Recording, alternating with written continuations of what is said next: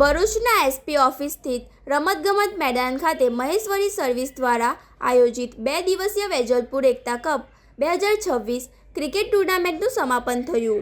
આ ટૂર્નામેન્ટમાં જિલ્લાની 12 ટીમોએ ભાગ લીધો હતો, જેમાં રોમાંચક મુકાબલા જોવા મળ્યા હતા। ટૂર્નામેન્ટની ફાઇનલ મેચ સિકોતર યુવક મંડળ અને પાંડવાસ 11 વચ્ચે રમાઈ। 9 ઓવરની આ મેચમાં ટોસ જીતીને પ્રથમ બેટિંગ કરનાર સિકોતર યુવક મંડળે 89 રન બનાવ્યા હતા।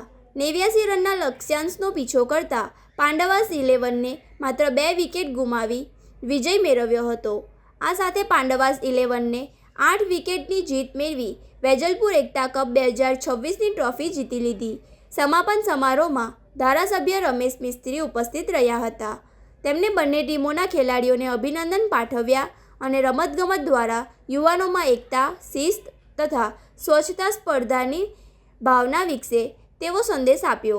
આ કાર્યક્રમમાં ભાજપ જિલ્લાના મહામંત્રી જિગ્નેશ મિસ્ત્રી, નગરપાલિકા પ્રમુખ દેવેન્દ્રસિંહ વસાવા, ખારવા સમાજના ટ્રસ્ટીઓ અને સામાજિક આગેવાનો પણ હાજર રહ્યા હતા। મહાનુભાવોના હસ્તે વિજેતા અને રનર્સ અપ ટીમોને ટ્રોફી તથા રોકડ પુરસ્કારો એનાયત કરાયા। ટૂર્નામેન્ટના સફળ આયોજન બદલ મહેશ્વરી સર્વિસની ટીમને ખેલાડીઓ, રમતપ્રેમીઓ અને સ્થાનિક આગેવાનો દ્વારા અભિનંદન પાઠવવામાં આવ્યા હતા।